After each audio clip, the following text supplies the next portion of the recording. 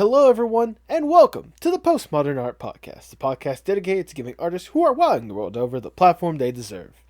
I'm your host, Nathan Ragland, and today we have quite the matchup for a podcast. Today we have Jane Gumball, a prop and character design lead for Helluva Boss, with her own incredible strips released and in the works, with Mystery Meat and Mismatched. This was a fun little chat that I hope you all enjoy as much as I did. Go support her with all the links below.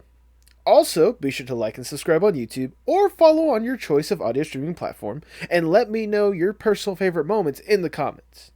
Also, follow us on Twitter at Postmodern Art Pod for future updates and guest announcements. And now, without further ado, please enjoy the Postmodern Art Podcast. Is this the first time you're on a podcast, or have you been on other ones and I'm just grasping for something here? So I've been on what is it? Like streams that have been recorded. I've been on I had someone interview me at one point, but no other podcast experience. Duly noted. Any tips? Any things I should keep in mind? The only thing I'd say, just be yourself. Because with this podcast, I try to go with the calm, cool, casual conversation more than anything else. You know, I mean, that's good. I have the questions. I should have it closer. But I have the questions right here. So I mean, I have a general roadmap for the most part. But if we go off track, that's perfectly fine. I've had very nice. I've had episodes to where the guest literally got up in the middle of it to use the bathroom, and then I was gonna be like, "Yeah, no, I can cut that." No. Here's the funny part. I was gonna be like, "Yeah, no, I can cut that out. Don't worry about it." They're like, "No. Keep that in, and make sure you include the part where I say I need to piss." Was that the person who did Class of 3000? No, that would have been interesting. That was a whole nother technical issue. No, that was Left at London, the one I had before Sarah Silverman Fisher. So. Gotcha. Yeah. I've watched a few of your episodes. Thank you. I was getting through the Class of 3000 one, and I was getting the vibe that he might be the kind of person who would be like, I'm going to go pee in the middle of it, but I was wrong. No, so with the Class of 3000 one, it wasn't so much a bathroom break that broke that one. It was the fact that for some reason, one, the guy was doing this off his phone. Like, it was at his home, but he was doing it off his phone. But then for some reason, halfway through the interview, his feed just cut out, completely cut out. And so it's we're just waiting there, trying to, because there's nothing that we can do on our end. I tried messaging him through Discord, I messaged him through Facebook and such, because that's how I figured out about him in the first place. And so it's I'm trying all that I can to just wait. And then he comes back. We're trying to get all the stuff set up. And then he just randomly asks, "So what's your first concert?" I got a very interesting vibe from that guy. He was entertaining to listen to. He was you think he was interesting to listen to. He was interesting for me to talk to, because it's one of those I didn't know what I was expecting going in, because he this is an older person, this is a person that's been in the business since the 80s or something like that. So I don't know what his, mentality was more than anything like that. Elder. But at the same time, it was a great experience more than anything else. And it was so surreal. And I wish more people watched it. I'm sure people will come find it eventually. Eventually. I mean, I was talking about this. I think I was talking about this with either Silva or someone else. But, it's one of those, I've at least mentally gotten to the point to where I'm caring a lot less about how many views a podcast gets. And I'm just more about the experience more than anything else. Because these are people, including yourself, these are people that I truly admire, and I love what they're doing. And I want to know more about how the process and all this kind of stuff. That's the reason why I wanted to make the podcast, for me more than anything else. Yeah, no, that's very admirable. I've actually considered having people featuring them on my socials or whatever, because sometimes the social media drought is just so rough on artists. So I was like, maybe I should feature people. But I think that what you're doing is really cool. Thank you, I really do. Very pog, as the children would say. Very pog. I wonder what the new pog is these days, since the original guy decided to, go with all the capital stuff, but that's a whole different story. We can invert it. We can make a new word. It's No. The pog is still the thing. It's who's representing the pog is what's changing. Oh, okay. Yeah. Good. Yes. Good. I remember like the first, like when they revealed the first one, it was some like streamer called like Critical Bard, and like they had his image, and people were like already like applauding, like, yes, this is good, because apparently Twitch is doing like a different one every day or something like that. So, Oh, thank goodness. which is good, Thank especially goodness. I would say, which is good, considering the fact that if you think of like certain creators and such. So, Yeah. It's a good way to feature people, I'd say. yeah, more than anything else. It's a funny way to feature people. It really is. Anyways, Try explaining that one. Oh, sorry. No problem whatsoever. All right, Jane, before we get started, I'm going to start the icebreaker question I start for every single podcast. What is your most unpopular art opinion? Okay, so definitely well, I don't know if it would be unpopular, but I think that people need to invest more time in making art ugly. Ooh, okay. Care to elaborate on that a little bit? So basically I'm just tired of trying so hard to just make things look terrible for a little bit, make it crunchy, make it textured. Mm-hmm. I think that growing up, I felt a lot of pressure to be perfectionistic with my stuff. But after a while, I just kind of leaned into like grungy kind of stuff, if that makes sense. No, I totally get where you're coming from. Yeah. I've always kind of admired the more not gross per se, but like ugly bits of life. And if you can draw that, then I don't know. If you can make that fascinating to someone, then that's the goal, I mean, I can't think of a better way to word it. Is that a hill you're willing to die on? I guess it's I don't know if like people would be like, yeah, this opinion is wrong, but I can't really think of a more unpopular opinion than that. Like, I kind of enjoy stuff like 12-ounce mouse for just being what it is. Like I think that like it's kind of like Dadaism, where it's just like so pointless, and that's the point. I think that's pretentious and hilarious, so I like that. That's my unpopular art opinion, but not really, because I'm certain that many people agree with that. I mean, I'm pretty sure at this point the only people that would probably disagree with that would be like the scholars that be like, oh, this kind of art form is one of the most intellectual and stuff like no, the art should just be an expression at the end of the day. And if you think that the more grotesque, like like sharper edge look is something that you want to go with, then run with that. True, exactly. I love exploring with that, and trust me, I've tried art styles where it's like smooth and cutesy, and I like that. I enjoy that. Mm-hmm. Beauty is, it's like the sweet flavor of visual media, right? But I would sort of describe the grungy ugly stuff as like salt and vinegar chips, if you're more into that kind of stuff. I see where the comparison comes from. I get that. Okay. Yeah. But I mean, I guess that's as controversial as I get with art opinions, beyond like, I kind of hate the idea of art having rules, which I think is at the root of, my first statement. There we go. I think there was a point in time in my life where I'd seen enough like takes about, oh, designs can't have this, designs can't have that, art shouldn't be this way or one way or the other. It's too complicated, it's too simple. And at one point I was just like, I'm so tired of seeing people's opinions on what this other artist's thing should or shouldn't be, So yeah, absolutely. Art is a form of expression, and if you can't do whatever you want, then what's the point? There we go. I cannot think of a better way to word it. So once again, that is a hill you said that you're willing to die on, so why not start with the Postmodern Art Podcast. Welcome, ladies and gentlemen. I'm your host, Nathan Ragland.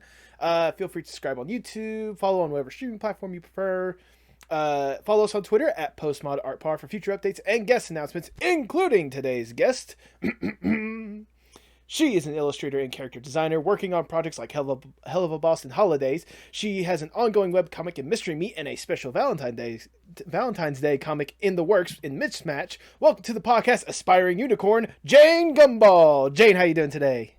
Yay, that's me. I'm doing fantastic. fantabulous. I have my iced coffee. We're all set. There we go. Thank you. I appreciate that. Thank you so much for taking time out of your day to sit down and chat for a little bit. I really do appreciate it. But before we Of really course. get really going into the art talk, let's start about the origin stories of Jane Gumball. What exactly got you into art and animation and such? Okay, so when I was around 15, I kind of had this realization, and it might have been spurred by like the notion that your life has to have like a quote unquote purpose. Mm-hmm. But I was like, what do I want to do with my life? Because I have the opportunity now at age 15 to start like really thinking about what direction to set myself in. And so I got to thinking, and I've always been someone who enjoys like series and visual media, and animation really spoke to me. Mm-hmm. But the problem was, I almost said had. They're still around and lovely. I love them so much. My grandparents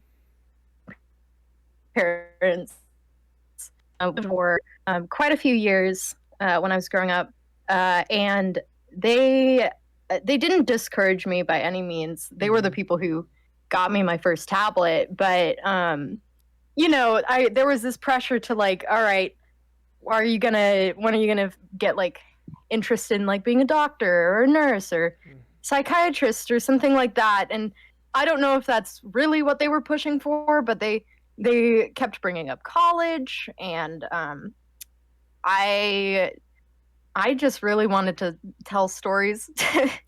And so far things have been going in my favor. I mean, they seem to be, at least on the outside, for me. Yeah, it's been a long road of like learning. Mm-hmm.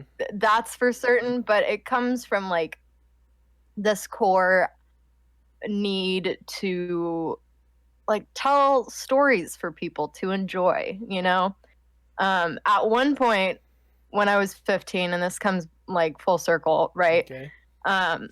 I found this YouTube channel, right? And it was full of speed paints of all of these original characters.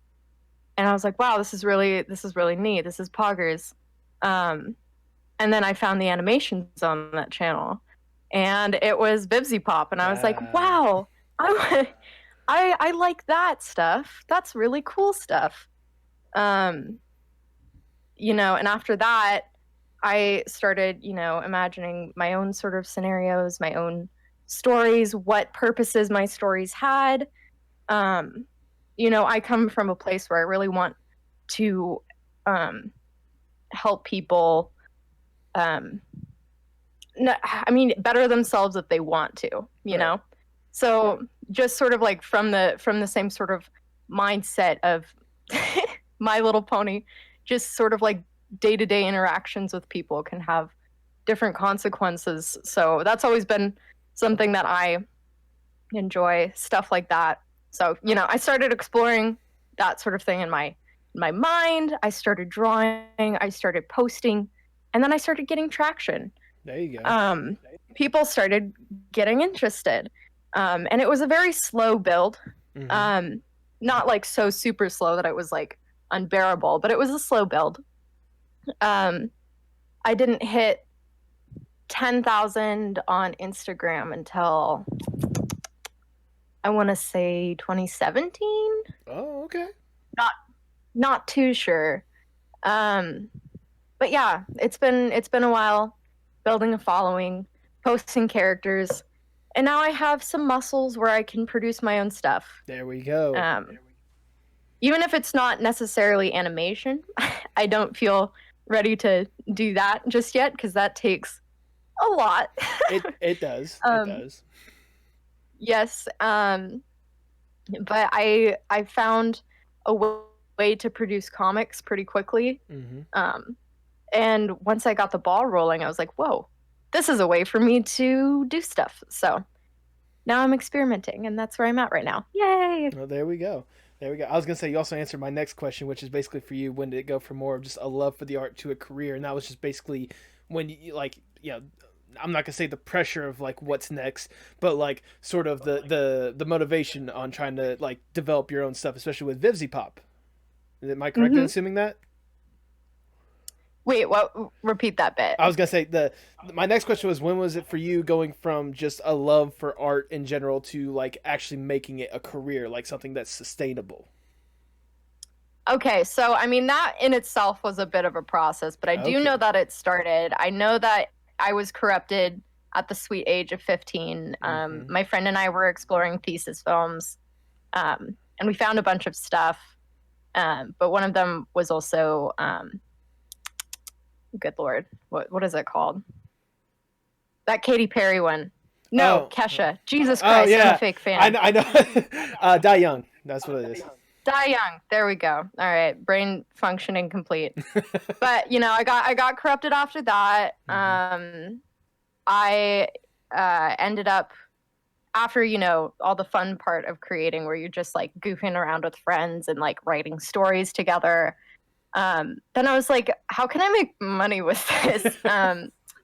So I started taking commissions. Okay. And to anyone who starts taking commissions, I'm so sorry. Starting out doing commission work online is so tough.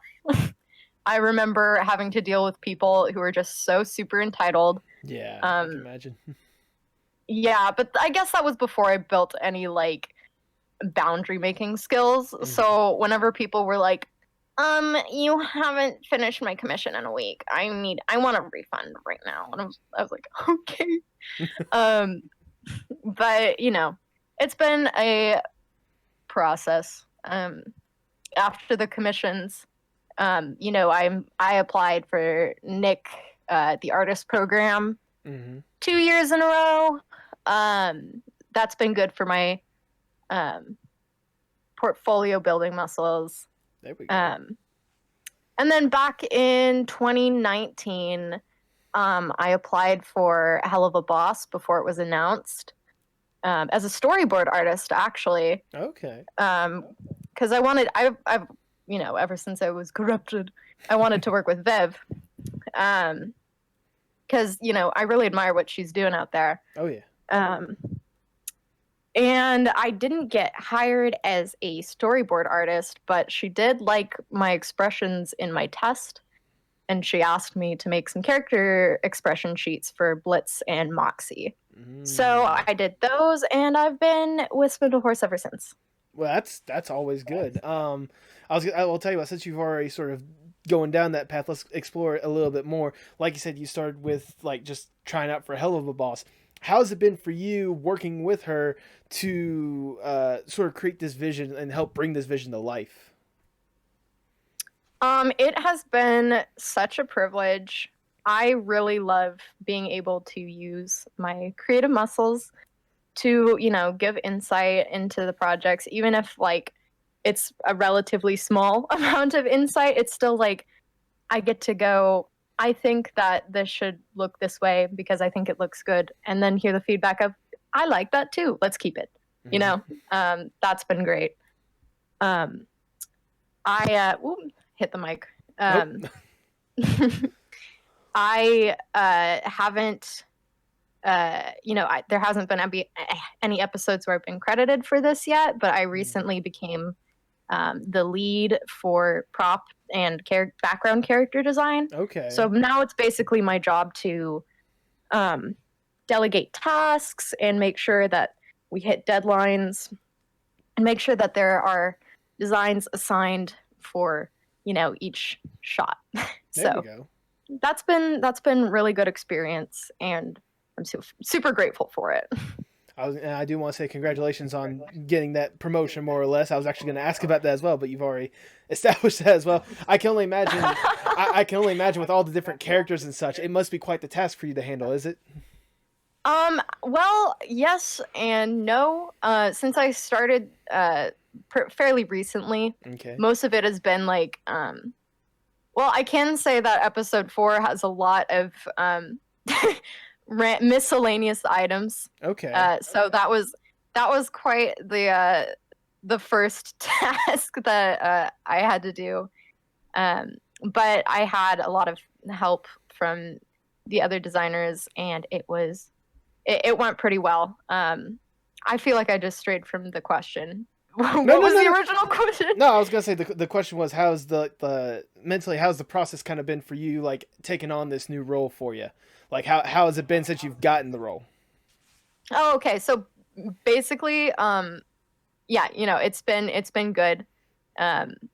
It's been a lot of fun. I'm very proud of it. I mean, you should be proud. Yeah. Well, I mean, you got all this stuff working with Viv and such right now, but you also have your own stuff going on. Before I devolve too much into that, I do want to ask. I was going to ask this before the Vivzy Pop questions. My mind is scattered as well. Don't worry. Now, we'll get there. We're meandering. There you go, meandering. I mean, any good podcast, at least in my opinion, has a good rambling section at least once or twice in there. So I think we're on good track. We're taking a stroll. We're getting to know each other. Exactly. It's all good. And I want to know kind of the influence on your style, as people can see with your icon. I'm trying to think right there. But with your icon and such, they can tell kind of your style is more of that. I'm not gonna. Well, kind of the style that you were talking about in the beginning. What was exactly an influence on that style? Okay, so I think that it's something that has been festering, for lack of a better word. Okay. For a while, and I think that just everything in 2020 kind of pushed me to the edge in terms of like, all right, never mind. We're gonna make things as ugly and like spindly and gross as possible. But I will say that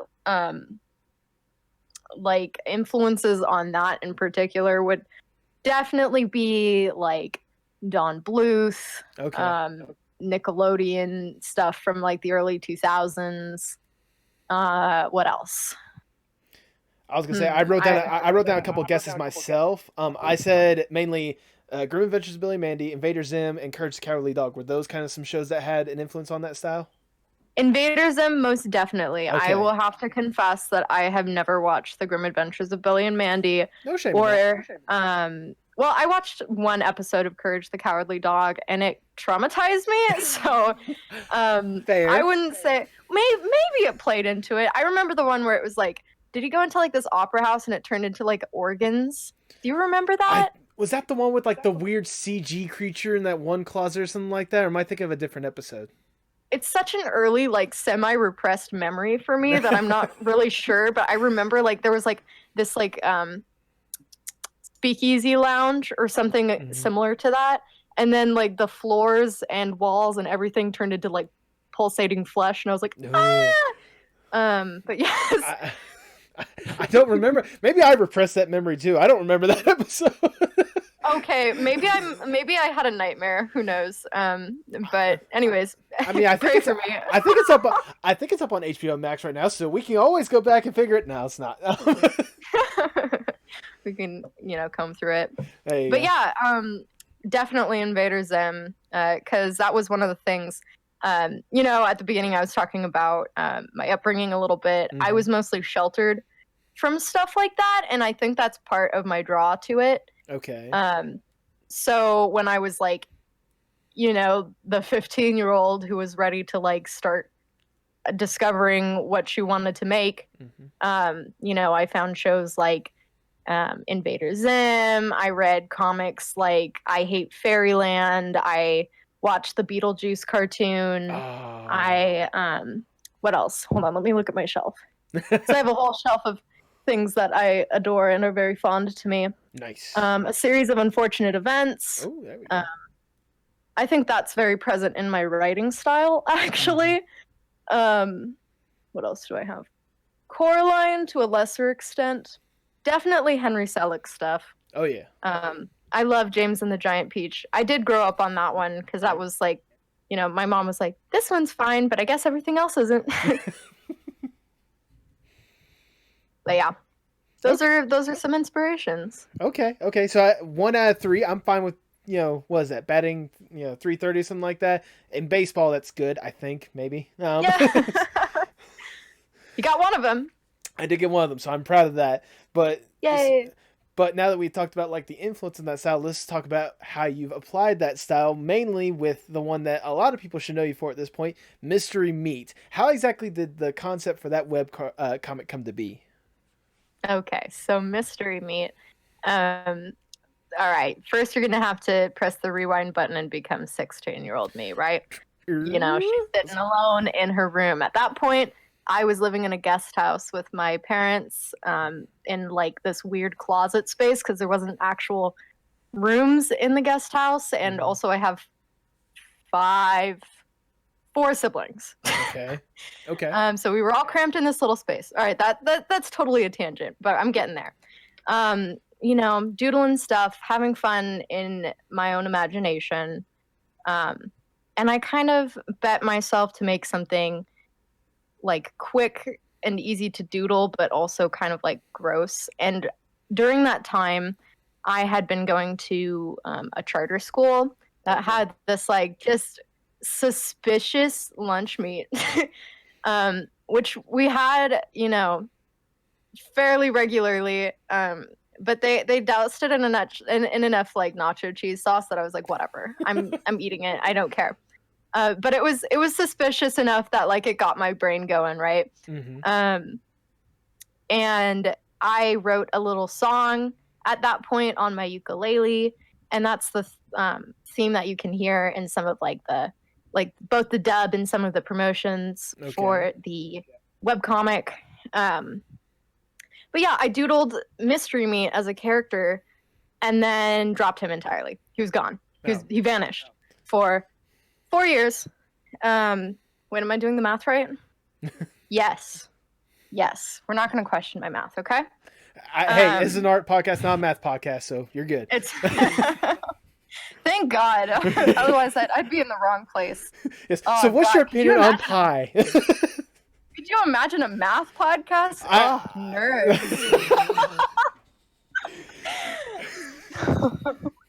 So anyways, fast forward to earlier last year, 2020, in January, actually.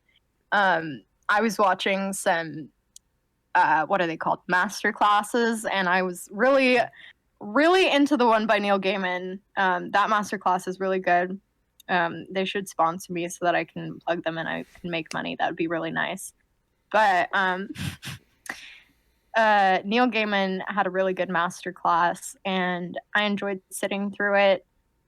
It really kind of made some things click for me in terms of like the writing process. But during that time, I was just challenging myself to write a short story, because I'm sure this is something that anyone can really relate to, is like at some point you can add too much and things become bloated. So I was challenging myself to write it as short and concise as possible. And I was like, why not bring back Mystery Meat? Because, you know, whenever you make a character, they never really go away. True. They're like tattoos in your brain. There we go. But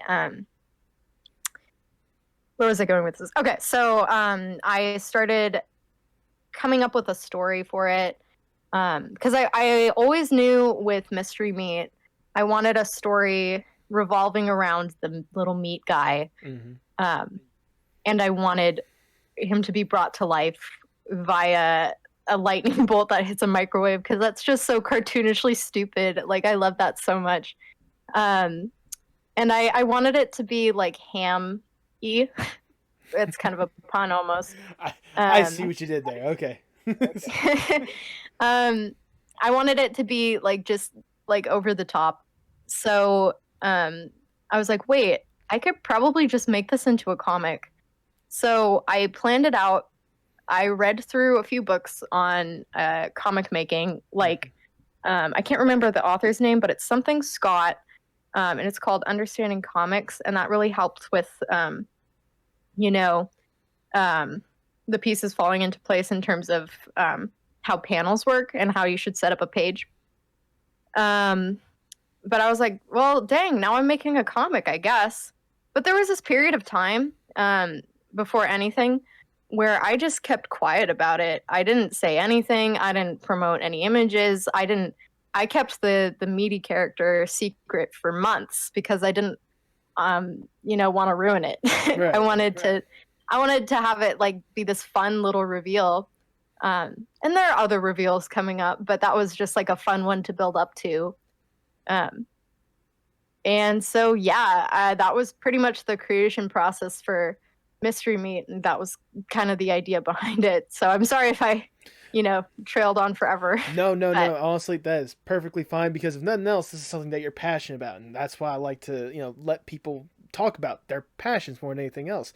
And I mean, I can tell at least from watching the dub and reading some of it that there's a lot of love and passion that goes into this comic. The aesthetic more than anything else, like I think you nailed it kind of perfectly with this kind of like weird, like the awkward stage of middle school, but also this awkward experience that for some reason a meat is running around. Like, well, thank you.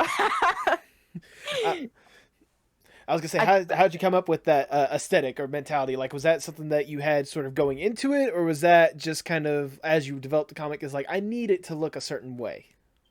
It was definitely something that I wanted to highlight the story with like a different style than my regular stuff, because a little bit before I started developing it, you could maybe find like one or two pieces that had that sort of grungy aesthetic. And I think that the little character in my icon is one of those pieces. Yeah. So it was kind of like a proto, like sketchy, grungy, whatever style. But then with Mystery Meat, I really leaned into it. I wanted to find a style for it that was not exactly my regular style, but has become my regular style since because, I'm so used to drawing in it.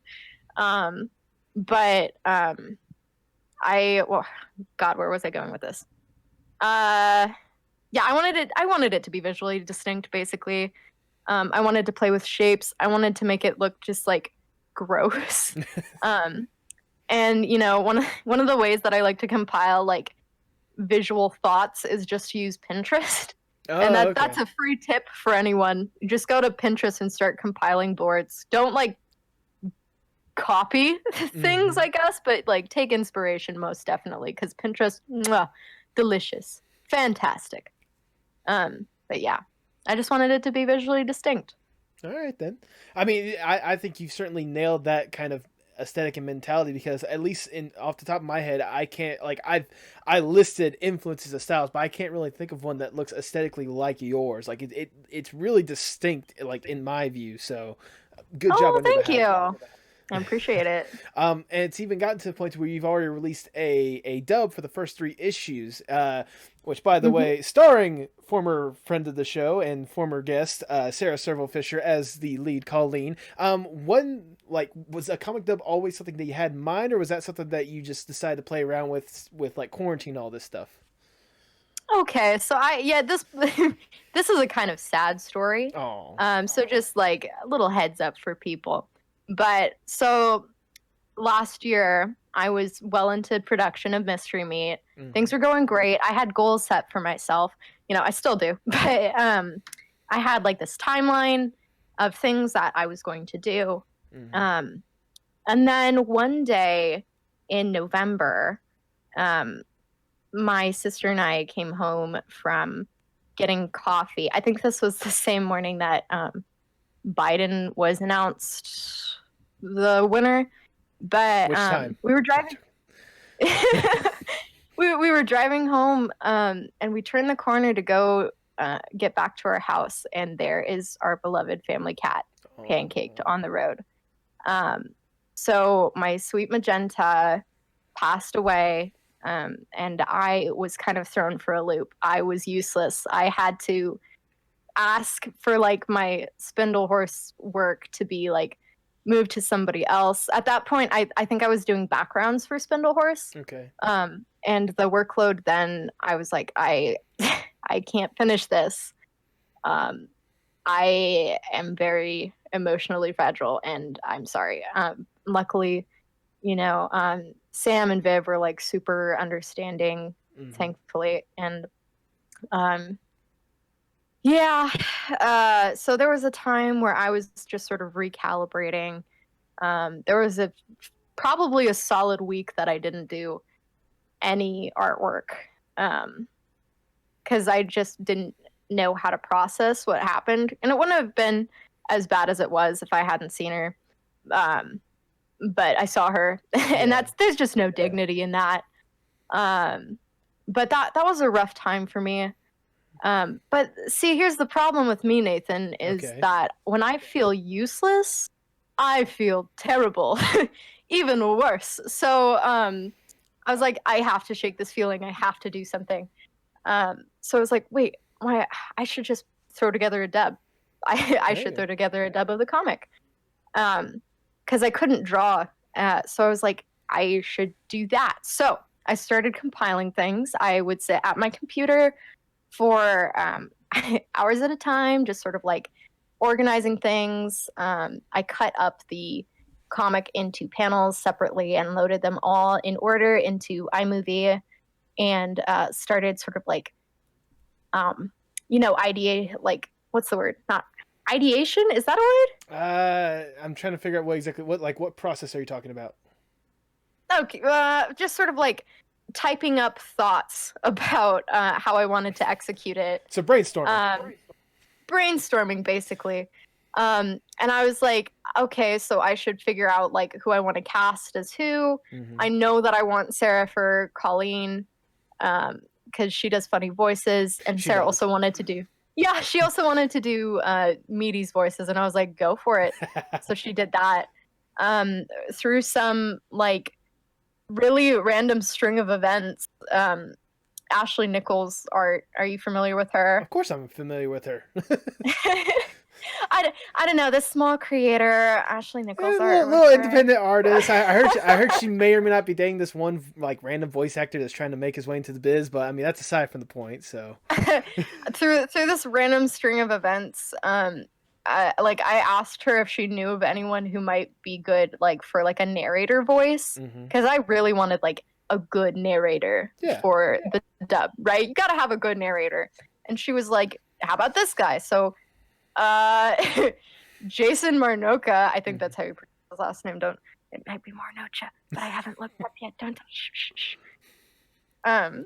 He's so lovely and wonderful. But she connected us, and I was kind of intimidated because he's like, a voice actor.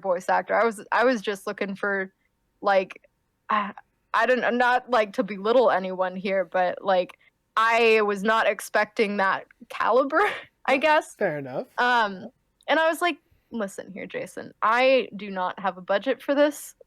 I have no money that I can really offer you. Besides out of pocket stuff, but I would love to work with you. And he was like so friendly. He was like, yeah, no, I'll do it. There you go.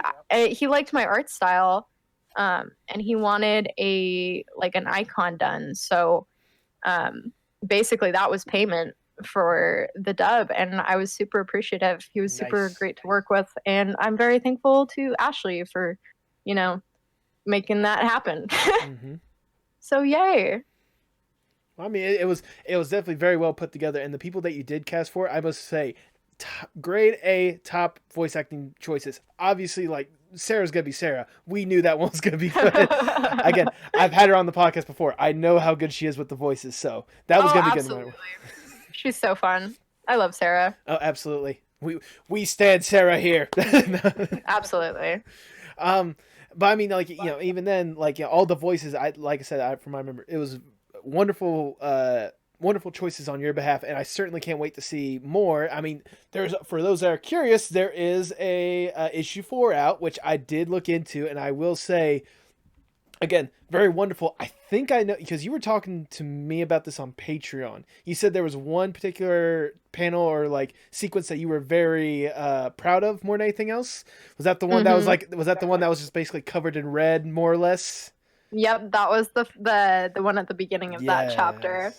That one, goodness, like I can only. How long did it take you to do that? I have to ask, like, just that little panel alone, or that little sequence alone. Well, so it doesn't take too long per se. Really, it's more of like how you approach the, the sequence of events. It really was I was strapped for time because at that point I was also working on the dub while I was doing chapter 4. Mm-hmm. Oh, I forgot. Before my cat died, my iPad died, and chapter 4 went up in smoke. So I had to completely recraft it. That's another fun little tidbit that goodness. I'm sure is fascinating. But I had to completely redo it. But luckily, I had all of the thumbnails still because I do those traditionally. I have them in little booklets laying around my room. Nice. So I had those. So really, with the sacrifice of a few textures, I got it done, and I think it's fine because as it's like a different kind of sequence than usual. I won't spoil it. I think it kind of helps, I guess. But yeah, I'm glad you liked that. I was proud of it. You should be proud of it. Again, it's very well done. You definitely see the time and effort going into that. So. Thank you. Oh, no problem. I do want to ask with at least Mystery Meat. At this point, I don't know if it's just kind of. I was asked, what's more or less the end goal with that comic? Do you have an end in mind, or are you just kind of going with the flow at this point? So with Mystery Meat, it's actually a complete story. Okay. So at this point, we are 4 chapters out of 9. I have 5 more chapters to complete. I'm planning on ramping up for that after I finish Mismatched because, Mismatched. Well, we'll get to that in a moment, probably. Yes, we will. But I just wanted to take a little breather, I guess. But yeah, 5 more chapters will be completed. They're all thumbnailed out. They're all written out. Okay. All it takes is my time and tears. There we go. Do you have any plans to, I know you said it's kind of, you're still fairly new to it or whatnot, but is there any plans of maybe an animation far off in the future, maybe a year or so from now? Or is that a dream? Well, so I would absolutely love to do an animation for Mystery Meat. I've even had ideas for it. Oh, hold on, my kitten's trying to crawl in my lap. Hey, Eddie. Hi, buddy. Come here. Hello. Baby. Okay, so yes, I'd absolutely love to do an animation. However, I don't really have a budget for that. I'd need to figure out how I would do it and also how much it would cost, and then I'd need to find that money somewhere. However, the Kickstarter with Mismatched has given me a little bit more confidence in terms of that. So yeah. We'll see. I don't know if it'll be next year, because I've never dabbled in that, but maybe. I mean, I'm choosing that this year is going to be the year that I just go for it. There we go. Whatever I want, I will go for it. There we go. I do want to say, based on others that I've seen before, don't take this as written in stone or whatnot. But for I think the bare minimum was a 15-minute one. I think it's $30,000. I again don't etch that in stone. That's not final. That's me looking on the outside, and I have no idea when it comes to animation as well. So we're in the same boat here. Yeah, I would definitely want to make it I can at least describe to you what I'd probably want for the Mystery Meat animation. It would probably be a musical segment. Oh, okay. That would be just a song that I've composed that the characters sing within the storyline, but that's just something that I'm tinkering with. Okay. Because I can see it in my head very clearly, but money. Yep. And time. Money hideous, and time. Really. We are so limited. Terrible. Dreadful, horrible, emasculating. But this is going to be an odd transition. But speaking of money, let's talk about making the big bank recently with the promotion of the Kickstarter for a special Valentine's Day comics called Mismatched. How did the idea of Mismatched come to be? Okay, so Mismatched is a short comic that's just it's not necessarily a series name. It's just sort of the shorts name, I suppose. But these characters I have had since I was 16. Okay. And, they're sort of connected to not all the characters that I've ever like put online, but a vast majority of them are connected with each other, in a story kind of way. But these characters, Cupid at least, is part of that big old universe, and he's very dear to me. 2017 was a really hard year for me. My family moved out to Oklahoma, where we now live. I was dealing with self-image problems. And through this character, I was able to sort of like, explore confidence, if that makes sense. So I get where you're coming from. Yeah, people really responded well to him, and there was just this sort of like nice time on my socials where everyone kind of knew of him and like would draw fan art, and I was like, "Aw, this is so sweet." So they really responded well to him. They'd draw their characters with him. They like, interactions, and like I'd have like Ask Cupid, just fun little community building things like that. And it was just sort of like a very nice time for me, and it helped me during that rough transition from previously living in Oregon to Oklahoma. All right. I just wanted to sort of share my love of the character and the characters surrounding him. Because I'd do those events on my Instagram over Valentine's Day, which I probably said before. But this year I wanted to do something a little more, something more tangible, instead of just like, this is the character that shows up once a year on my social medias, haha. So yeah, just wanted to make something more tangible, and I was like, okay, I know how to make a comic. I know how to make a 10-page comic in under a month. I can do a 20-page comic in under a month, most likely. And it's been going really well. That's good. I have all of the pages ready to be lined. So that's the progress on that. Little update for you. And, it's just been really a great feeling to see that the Kickstarter got funded in like under 6 hours. And I know that the goal was $500, and that's not as like a huge Kickstarter goal or anything, but like, right. I've never done a Kickstarter before, so I was like, what? What? How'd that happen? I just want to ask real quickly, why did you decide to go with Kickstarter in order to get this thing funded? There were other options. I was actually looking into this earlier last year because I was thinking about doing like a holographic print, and that just sort of fell through. But I was going to use Kickstarter to fund that. So, I mean, I'd done my research beforehand, and I can't exactly give you every reason why, because I don't remember, honest to God. Fair enough.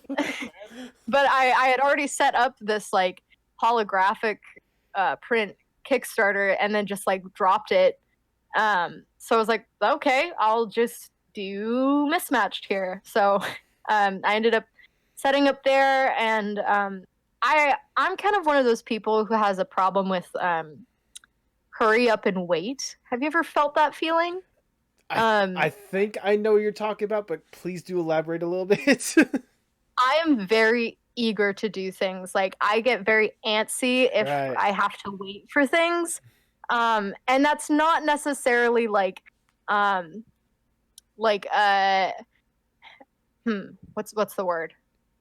Like, it's not out of like, I think that I deserve things. It's more like I want to get things done. Right. I want to make things before I die. I think a lot of artists can relate to that. So my original plan for the Kickstarter was to start it on the 4th of January, but I had to like hold myself off because I was like, wait, okay, so Kickstarter says that projects that are started on this day and last under a month perform better than Kickstarters that go on for longer than a month. Gotcha. So I was like, all right, well, I can do this. I already have the script. I already have the thumbnails.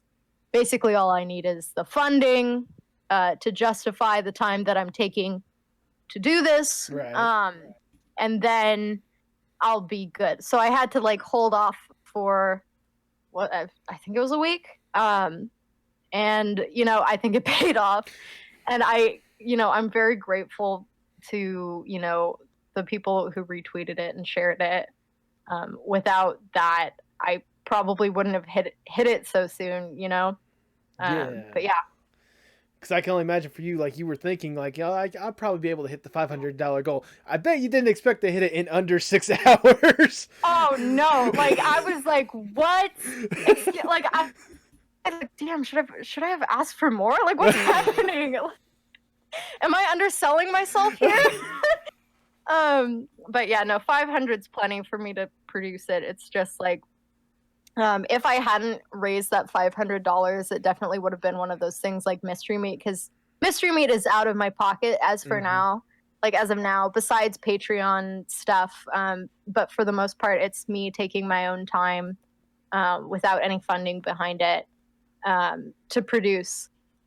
I didn't want to do that for Mismatched because listen, I just want to be paid sometimes. Sometimes I want to go to Starbucks and I want to get my little pink drink.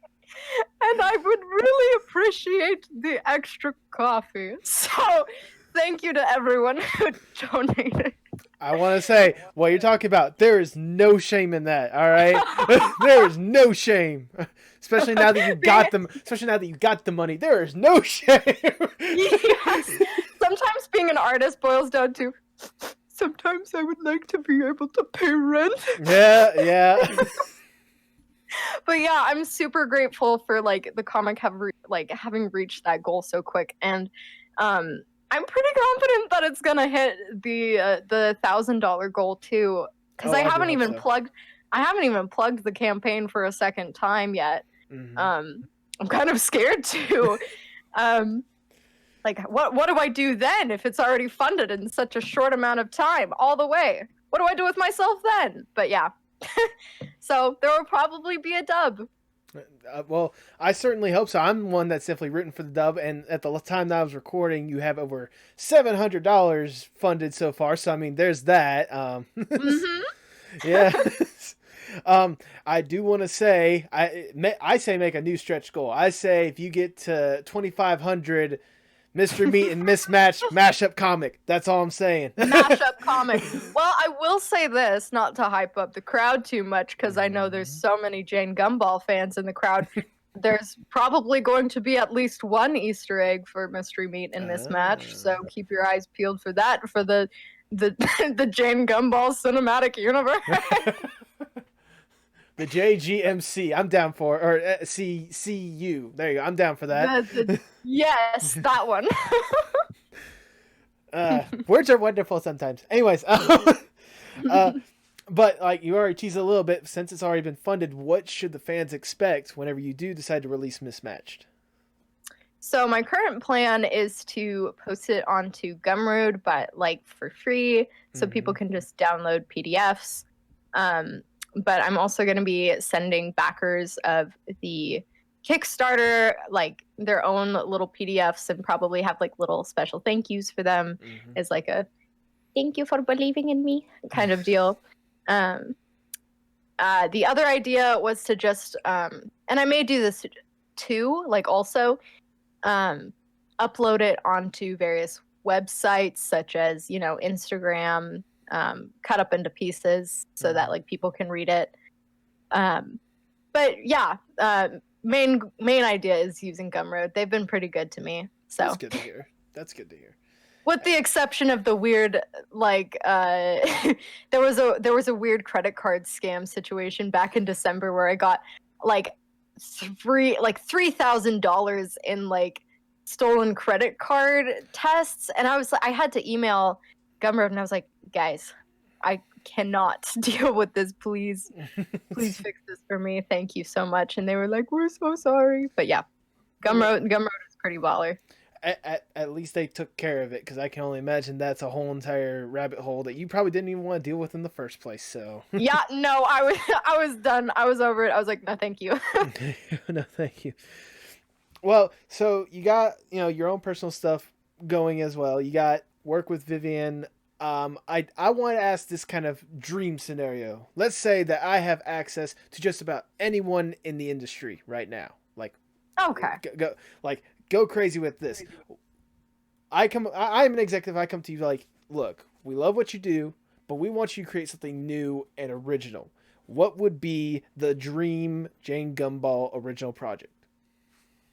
Okay, so like original as in like come up with it on the spot right here, right now, or I mean, it could be come up on the spot, or it could be something that you haven't revealed yet that you've been like developing for a while, other than like Mystery Meat and Mismatched. So, let me think. Actually, The problem is I have to choose which one. Oh, okay. There's several. There's too many. There's too many. Okay, so let's say you're Mr. Big Bucks executive and Yes, you I am. run Big Bucks executive channel where like I don't know, toddlers watch hours upon hours of content every day. Okay. My dream like project would be a compilation of short stories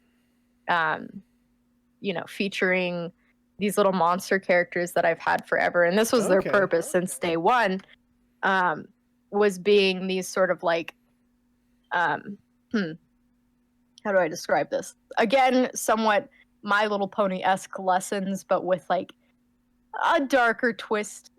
Just sort of like what's a good way to describe this? Like a series of unfortunate events meets My Little Pony. Okay. Okay, I could see that. Yeah, so I would want a bajillion season series of that, please. Yes, that. Okay, that's a good one. That's something that I would definitely love to see come to fruition if it's ever possible, because that does sound interesting. Yeah, thank you. I since that's been like a thing on my mind for literal years now, it's my own personal purgatory.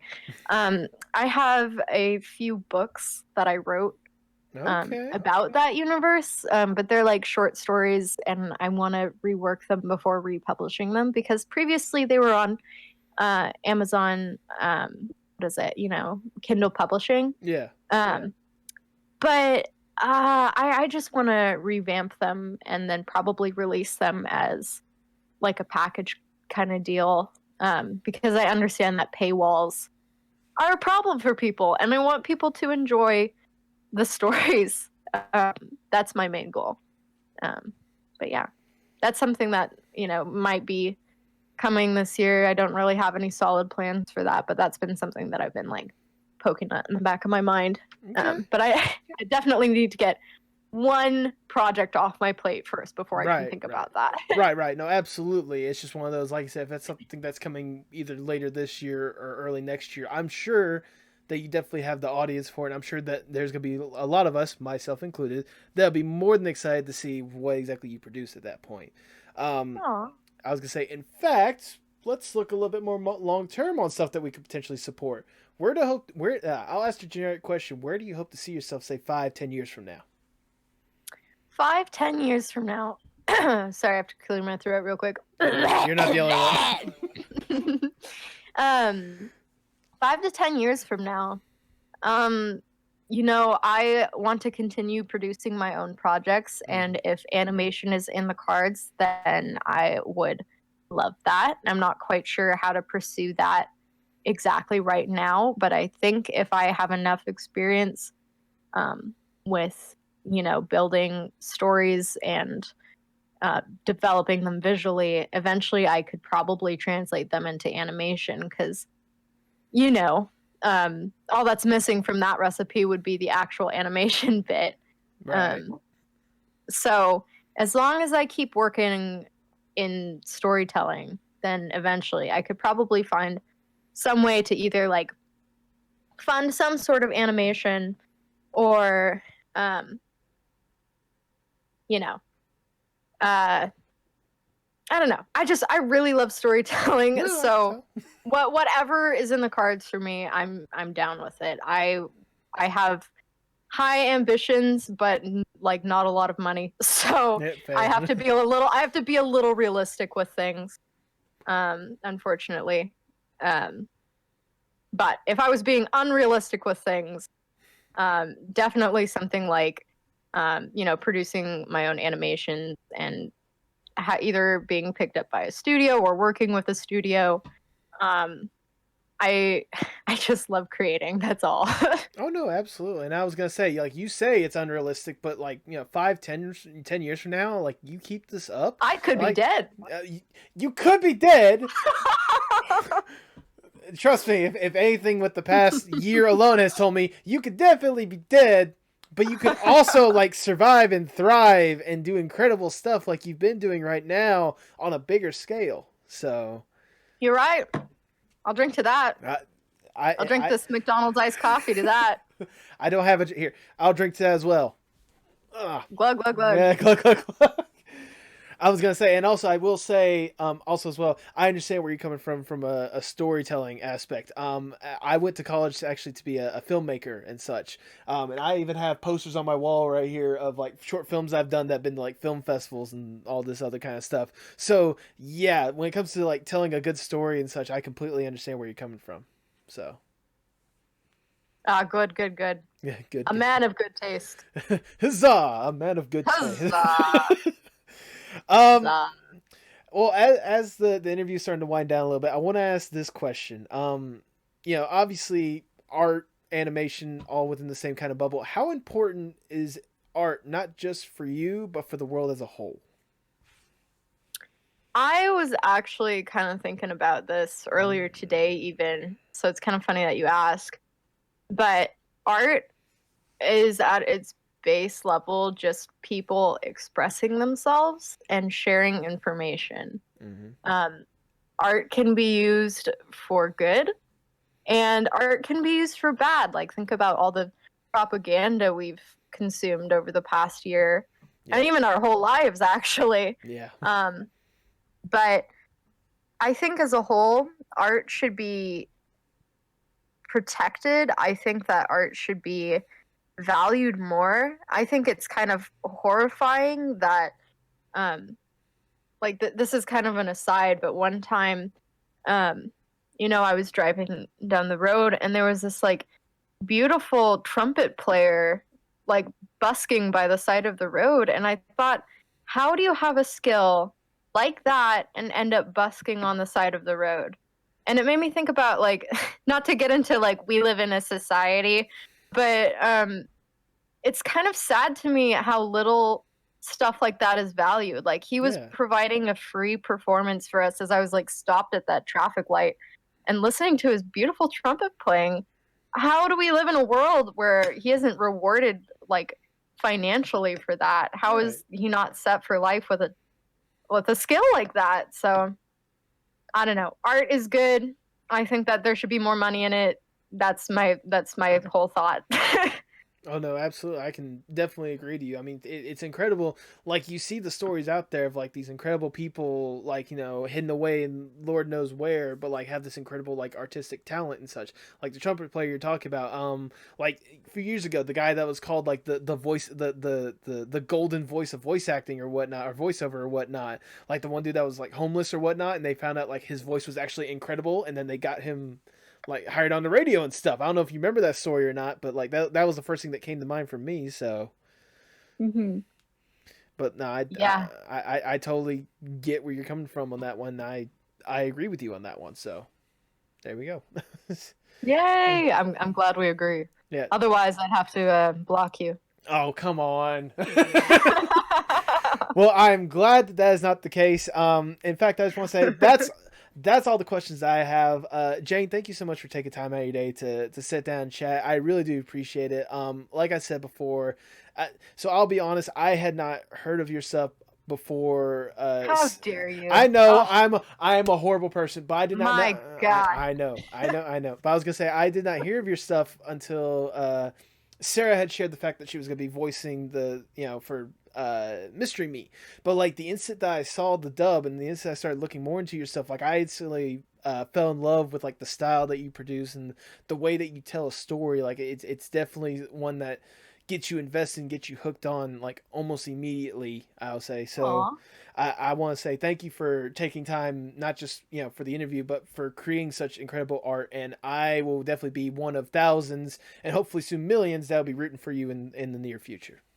Oh, thank you for having me on, Nathan. I really appreciate it. It's been fun. I'm glad you had a good time more than anything else. So Yeah, you're a good conversationalist. I try to be, and if you want to jump off on a random conversation, I mean, I'm always a fan of like good authentic conversation more than anything else, because again, like I said, especially with this art stuff, this is the stuff that you're passionate about. This is the stuff that you've basically built your life on. Why not explode and talk all about it, Yeah, So- I don't really have like a lot of opportunities like this to just pop off. Could you imagine how obnoxious I'd be if I just popped off on Twitter every day? Like, guys, oh my goodness, you wouldn't believe what I did today.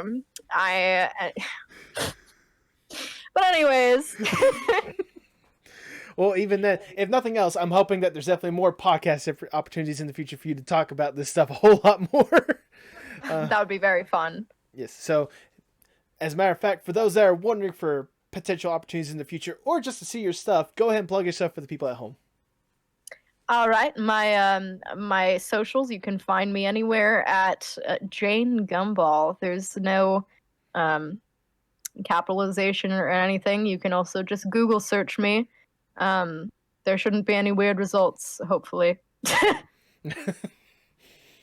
If there is, I'd have several questions. I don't want to ask that on this podcast. Follow me on OnlyFans. No. No, it's just different poses of the Mystery Meat character. Like, Oh my god, it's just his turnaround sheet. it's just his turnaround sheet. Incredible. Or like maybe find ways for him to like censor certain shots, like with the meats. I could have like a series of paintings, like essentially painted meats, like just different cuts of meat. I would pay for that. I also would. Oh my god. Paint me like one of your French ribs. No, paint me like one of your roasts. Do you have any final words before we sign off? That's it. Just No thoughts, head empty. Oh, remember to brush your teeth. I'll be watching you. Have a good night. And with that, all I have left to say is, hasta luego, mi amigos. Don't mean to pry.